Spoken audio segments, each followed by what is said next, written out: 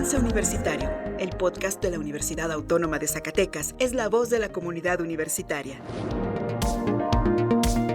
Los conocimientos, la opinión y la información están al aire a través de Avance Universitario.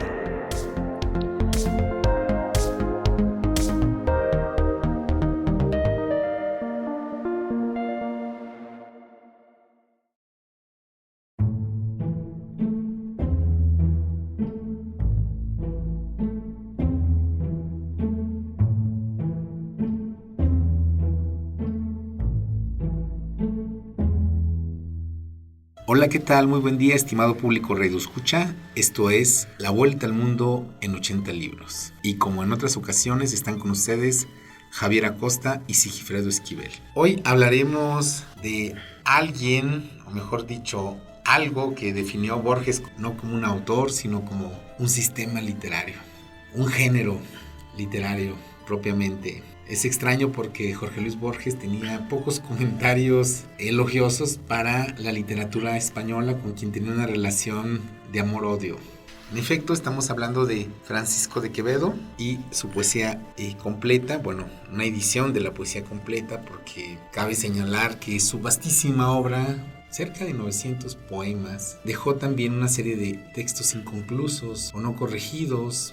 Este hombre que tuviera una vida tan atribulada, tan extrema, tan radical como su propia obra. Así es Francisco de Quevedo. Borges lo suele mencionar con admiración y con desconfianza también. Hay un libro de Borges que es una recopilación de conferencias que se llama 7 noches, y hablando de la poesía y de las metáforas, recuerda a Quevedo como inventor de asociaciones extraordinarias. Una de ellas, un poema que le dedica, lo cita Borges por ahí, un poema que le dedica a su amigo, el duque de Osuna, que fue su compañero en la universidad, en el que Borges, en este poema que le dedica al duque, habla sobre el cielo. En el campo de batalla, sobre el cielo, está la sangrienta luna. Es una figura que se llama hipálaje, que es llevar unos elementos de la obra del verso, cambiar el adjetivo y ponérselo un sustantivo con el que parecería no corresponderse. Eso le gusta mucho a Borges. Piensa que la hipálaje es un elemento central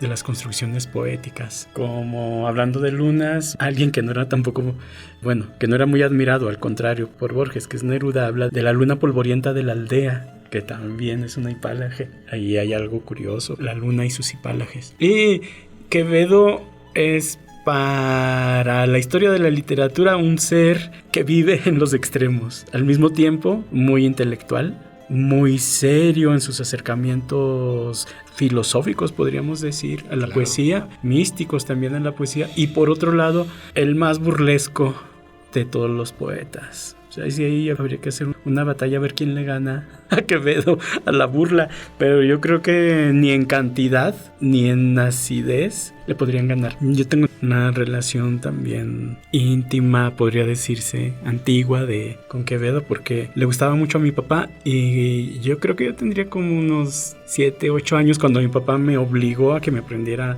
un poema de Quevedo de memoria, el de Poderoso Caballero es Don Dinero. Entonces yo creo que a mi papá le hacía mucha gracia que un niño chiquillo recitara esos versos a los que yo no les entendía mucho. Yo me los tomaba en serio, yo creo que mucho en serio, y mi papá aparte me pedía que los recitara muy en serio, pero son una burla a la avaricia, y es a la adoración del Dios como el dinero, y también una especie de acercamiento sociológico a la riqueza del imperio español. Dice que nace en las Indias honrado, viene a morir a España el dinero, y es en Génova enterrado, y pues quien lo trae al lado es hermoso, aunque sea fiero. Y habla de la humillación que tenemos por el dinero, como en general lo consideramos desde entonces y ahora como una especie de Dios. Es el Dios omnipotente del planeta, el dinero. Dice en otro de sus estrofas: madre, y valoro y me humillo, él es mi amante y mi amado, pues de puro enamorado de continuo anda amarillo.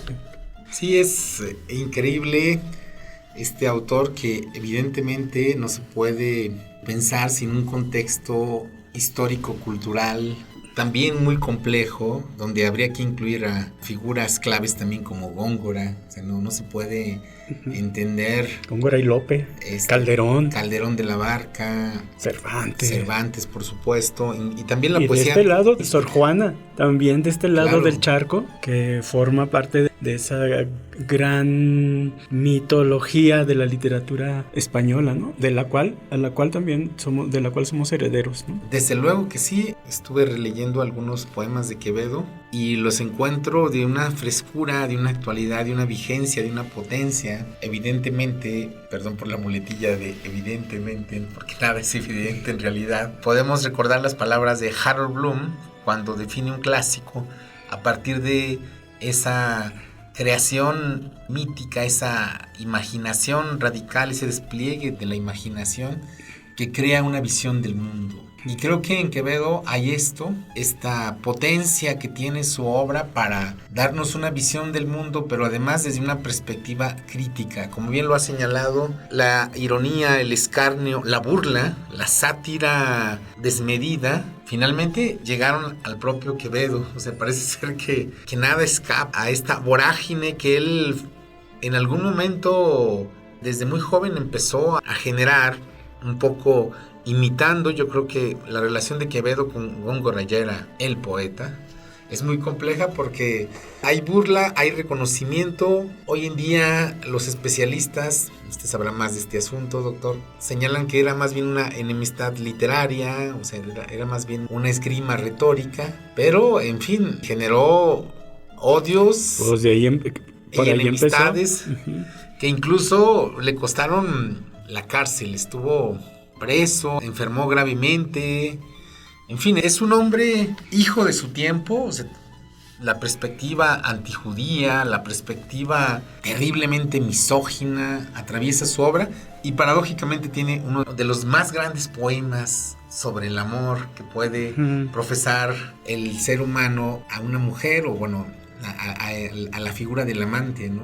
Sí, es el poema del amor constante más allá de la muerte, en el que termina diciendo que sus cenizas serán polvo, pero serán polvo enamorado, ¿no? Un amor que va más allá. Entonces ahí Quevedo, que le escribe al amor, Quevedo que escribe a la burla a hombres y mujeres. Una de las situaciones de su vida, ahorita que decía que era misógino, también una de las situaciones de su vida más significativas. Una vez en una iglesia vio que un hombre abofetó probablemente a su pareja, a su esposa, y en ese mismo momento rotó un duelo. Fuera de la iglesia lo atravesó con la espada y tuvo que huir por lo que había hecho. Entonces es una figura ambigua, contradictoria también en ese. Sí, era un hombre de acción. Quevedo era. Sí, gran espadachín, miope, imagínense, gran espadachín. Miope, con esos lentecitos así que van atorados en la nariz nada más, que recibieron su nombre a partir de entonces, se llaman Quevedos, ese tipo de lentes. Claro. Y Patizambo. Y además, cojo no de un pie, era de los dos pies chuecos. Bohemio, enamorado. Pendenciero. Agente secreto. También fue de los primeros agentes secretos. De hecho, secreto, hubo una acusación de que llevaba información a Francia. Contraespía también. Por fortuna, la muerte le dispensó un largo calvario. Bueno, vayamos a su obra. Su obra es pan caliente, recién horneado. Quevedo fue también traductor. Tradujo a los estoicos. Entre ellos tradujo a Epicteto y a Séneca. Entonces eso lo refleja en su obra. En la edición que tenemos aquí a la mesa de José Manuel Lecúa hay una distribución de los poemas. Bueno, que Lecúa es un erudito en la literatura española, es un especialista. Hace una edición muy interesante, es una edición que está en Planeta, es una edición muy interesante porque, bueno, lo hace con un prólogo crítico donde habla de la ingente cantidad de poemas y cómo, pues, Quevedo no publicó sus poemas en vida. Las ediciones siempre son de después y él se encargó de hacer la clasificación de poemas. En esta poesía original, le pone por eso original, porque hay mucha falsificación de eso poemas. Es terrible también. Hay una serie de versiones que censuran, algunos que como corrigen, venganza, que corrigen, que intentan que mejorar. intentan mejorar. Imagínese. Hay algunos poemas que se le atribuyeron que no eran de él, y hay poemas que son anónimos, pero que se han dicho que son anónimos, pero son de Quevedo. Entonces un montón de cosas. Entonces esta edición está muy buena porque está filtrada, es la poesía original y está clasificada. Entonces al principio aparecen unos poemas que se llaman, que el autor de la compilación les llama metafísicos, y estos tienen que ver con la vena estoica de Quevedo. Pesimista, además, anticipa el pesimismo romántico también. O sea, Este es uno de los poemas que les interesan mucho a Borges o a Paz, a Octavio Paz, que también tiene mucha influencia quevediana. bueno, ya es Schopenhauer y posteriormente Cioran admiraron muchísimo la poesía española. El siglo de oro. Pues fue en el siglo de oro español, fue eso, un milagro de la cultura occidental. Y este poema dice: represéntase la brevedad de lo que se vive y cuan nada parece lo que se vivió. Es un poema sobre el sentido de la vida. ¿Qué cosa es la vida? Fíjense. De la vida. ¿Nadie me responde? Aquí de los antaños que he vivido, la fortuna mis tiempos ha mordido, las horas mi locura las esconde, que sin poder saber cómo ni a dónde la salud y la edad se hayan huido, falta la vida, asiste lo vivido, y no hay calamidad que no me ronde. Ayer se fue, mañana no ha llegado, hoy se está yendo sin parar un punto. Soy un fue y un será y un es cansado. En el hoy y mañana y ayer, junto pañales y mortaja, y he quedado presentes sucesiones de difunto. Impresionante.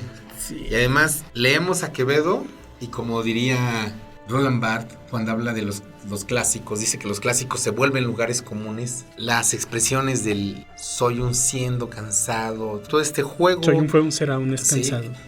Nos remite a la literatura contemporánea. Estaba pensando en los versos de Octavio Paz, de Pasado en Claro, donde justamente alude a esta heterogeneidad de temporalidades que coinciden en el presente. Entonces parece ser que Quevedo ha sido incorporado, ha sido, no sé, capilarmente ha sido inyectado y forma parte ya de nuestra cultura. O sea, eso es impresionante, ¿no? O sea, y además las burlas que tenía una Góngora decía que hay gente que escribe para apantallar a los otros, pero no entiende lo que está escribiendo. ¿No? Y en Quevedo siempre hay una claridad impresionante, es brutal, porque además es una complejidad. En arte poética señala otra vez Borges, cómo es que las grandes obras esconden los trucos, ¿no? Hay un truco literario, pero el truco está tan bien construido que parece casi natural.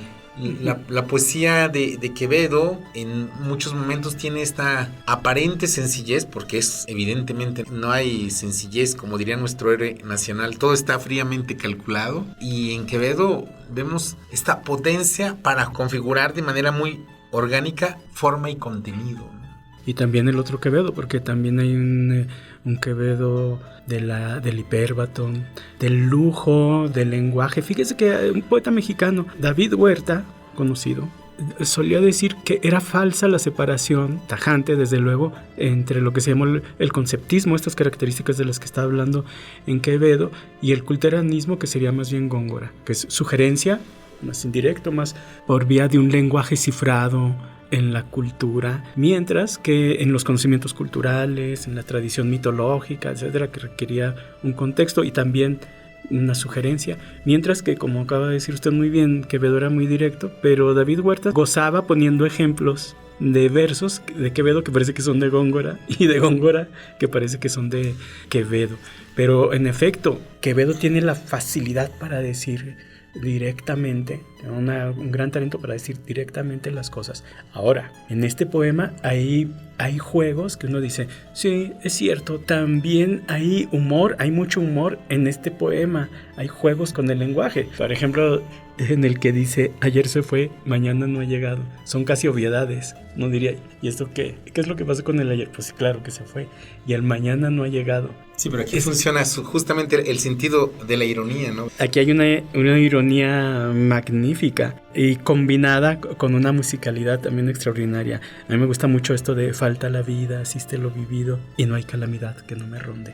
Esa construcción, ese verso es magnífica. Al mismo tiempo, en el poema hay un lujo en la precisión del lenguaje, y por otro lado hay una búsqueda del sentido de la vida, hay una enseñanza sobre cuál es la esencia de la vida, y esto el tempus fugit, que era Horaciano, ¿no? Sí. El contemplar que la vida es algo que se va. Dice al final: en el hoy y mañana y ayer junto pañales y mortaja, y he quedado presente sucesiones de difunto. Juntar pañales y mortaja habla de la brevedad, de la fugacidad de la vida, en la que uno apenas está naciendo cuando ya se está muriendo, ¿no? Yo no tuve la fortuna de usted de que me obligaran en la infancia a leer a Quevedo. Lo descubrí tardíamente en la adolescencia. Empecé a leer a Quevedo y me atrapó, así como, no sé, en alguna biblioteca. Ingresé, tomé a Quevedo y empecé a leerlo, y de repente me di cuenta que no dejé de leerlo hasta terminar el libro. Entendí muy poco, pero algo de él se me quedaba, a diferencia de Góngora. Góngora, batallé mucho para entrar a Góngora. Después me fascinó, creo que Góngora y Quevedo, como bien señala, gran David poeta heredero del barroco, que es un poeta neobarroco, claro que está, David Huerta, sí. Incurable es un work in progress, se puede leer como, bueno, la obra en general de David Huerta puede leerse, como lo diría Harold Bloom, como una torsión, como un giro creativo, una misreading, ¿no? Una lectura del barroco que genera una deriva muy fecunda. En todo caso, Quevedo tiene esa potencia para el público radioescucha, que esperemos que alguien esté escuchando en este momento. Quevedo tiene la potencia de decirnos algo casi como si fuera al oído. No sé si usted le dio esa impresión, como si estuviera susurrando alguna verdad al oído, que es tan evidente, que siempre, como los versos que nos acaba de leer, tan evidente que está en la mesa, pero no hemos visto. Sí, es como lo que decía Borges, que hablar es incurrir en tautologías. Estas son como las tautologías más esclarecedoras, es decir, las obviedades más esclarecedoras del mundo, ¿no? Y este es el poema del que nos habló hace un ratito el doctor Sigifredo, y se ha titulado así, como Amor constante más allá de la muerte. Cerrar podrá mis ojos la postrera sombra que me llevare el blanco día, y podrá desatar esta alma mía, ora a su afán ansioso lisonjera, mas no des otra parte en la ribera, dejará la memoria en donde ardía, nadar sabe mi llama al agua fría, y perder el respeto a ley severa. Alma a quien todo un dios prisión ha sido, venas de humor a tanto fuego han dado, médulas que han gloriosamente ardido. Su cuerpo dejará, no su cuidado, serán ceniza, mas tendrá sentido. Polvo serán, mas polvo enamorado. Bueno, discúlpenme, no puedo leer muy bien porque me acaban de operar de los ojos y se me empalman todavía Yo las me di letras. cuenta. Se me empalman las letras. Sí. Y la luz aquí pues también me lo dificulta. Pero el cierre del poema es magnífico, los dos. Es un soneto, entonces tiene cuatro estrofas, y las dos últimas, que siempre son así como reflexivas en este tipo de poemas, en las que cierra, da la definición de la pasión amorosa, que, ojo, esto también lo dice Borges, el Borges quevediano. Borges dice, en varias partes lo dice, pero en sus ensayos suele decir que el deseo, pasión, tiene el estilo de la eternidad. Bueno, viene de este poema y de otros. Claro. El deseo quiere ser para siempre. Lo dice Quevedo, lo dice Nietzsche. Claro. También. El placer quiere para siempre, el deseo quiere para siempre. Amar es amar para siempre, aunque luego no se pueda. Y luego se ama por un rato, se separan, la gente cambia de parejas, pero cuando aparece el amor, aparece con esta potencia de decir para siempre. De eternidad, De claro. eternidad. Véase, no es casual que comenzáramos hablando de Borges sin pretenderlo, ¿eh? No sabíamos que íbamos a hablar de Borges, pero también uno de los principales ataques a los últimos versos, que para mí son rotundos y universales, viene de Borges. Borges dijo, no puede haber polvo enamorado, dice, la metáfora es muy bella, pero es una mentira piadosa. Uh-huh. O sea, el propio Borges era quevediano y antiquevediano. Sí, lo traía atravesado. Lo admira y dice, yo no podría ser amigo de Quevedo, que no lo explica tan claramente por qué esa cuestión de la amistad. Yo tengo 2, 3 ideas al respecto, pero es una cosa oscura, y en Quevedo que dice, lo puedes admirar a Quevedo, pero no puedes ser su amigo. Es bien curioso. Bueno, era de pocos amigos Quevedo. Y de bastantes enemigos. Ajá. Pero esta cuestión del el polvo no puede estar enamorado, creo que hay que entender en el poema. Lo que quiere decir aquí es: mi amor va más allá de mi vida. Claro. Y ese funciona perfectamente. Es verdad dentro del poema. Claro. Y juzgarlo diciendo, no, pues el polvo no se enamora, es darle una explicación extraliteraria a algo que funciona como una máquina estética, poética, inapelable. Y es cierto, tú ves el polvo y dices, no, pues pobre polvo, ya les expliqué de que está enamorado de nada. Pero él formula un amor de ese que dices, no me cabe en el pecho, no me cabe en la vida. No, claro, el ataque de Borges es artero, es... Y sin embargo, le hace tantos homenajes al mismo tiempo Borges a Quevedo, como Octavio Paz también durante su vida, que pues ahí lo traemos sin querer, como ha dicho usted, como se ha filtrado por capilaridad en la cultura, en nuestro imaginario Quevedo, que hay veces que no es necesario que lo hayamos leído porque está por ahí. Aparece en canciones, esto se ha puesto en canciones, en telenovelas, en títulos de novelas. El mañana no ha llegado. Es un título de una novela que estaba escribiendo un amigo mío. Sí, queda mucho por decir de Quevedo. Quizá una cuestión para cerrar es una pregunta abierta, doctor. David Huerta y otro gran poeta, amigo nuestro y maestro mío que vive en este momento en Aguascalientes, que seguramente estará degustando un vino tinto mientras lee o escribe, ya sabrá a quién me refiero. Han dicho que se echó un tecito ya. La poesía, el té oxida, me dijo una vez. El té y el agua oxida.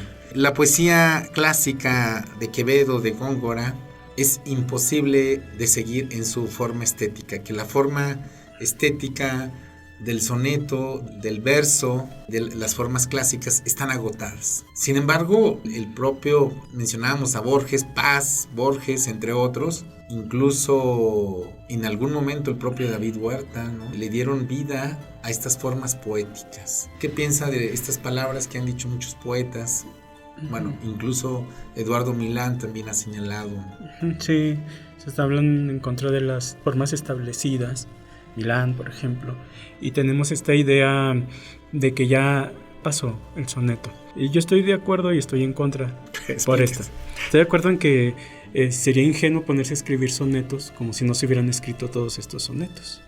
Entonces, a ver qué se puede hacer para renovarlo. Creo que siempre hay posibilidades. Se necesita una inteligencia potente, una imaginación todavía más potente para hacerlo. Pero yo siempre he pensado en esto. Mire, ¿qué se podría decir por ejemplo, del haiku? Que es una forma agotada. Si lo compara, el haiku es el equivalente oriental, claro, al soneto. Y sin embargo, el haiku ha revitalizado nuestra tradición literaria, la tradición literaria en general occidental y la tradición en español. También. Y latinoamericana particularmente, sí. Una presencia de Oriente impresionante. Sí, hay una tendencia orientalista. Entonces, imagínese qué pasaría para un japonés que hiciera el camino inverso, que se pusiera a escribir sonetos.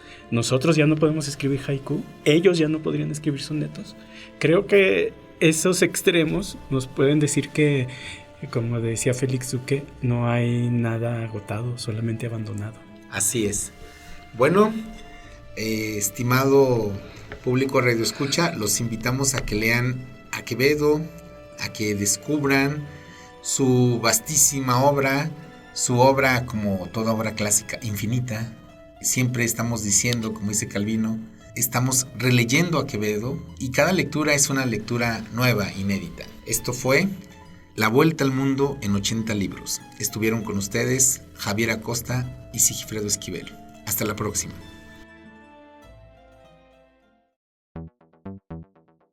Las opiniones emitidas en este programa son responsabilidad exclusiva de quien las emite y no representan necesariamente el pensamiento de la Universidad Autónoma de Zacatecas. Así termina Avance Universitario. Nos escuchamos en una próxima emisión con más conocimientos, opiniones e información desde la Universidad Autónoma de Zacatecas. Avance Universitario es una producción de la Coordinación de Comunicación Social de la UAS. Somos Universidad Autónoma de Zacatecas. Somos innovación, compromiso e inclusión.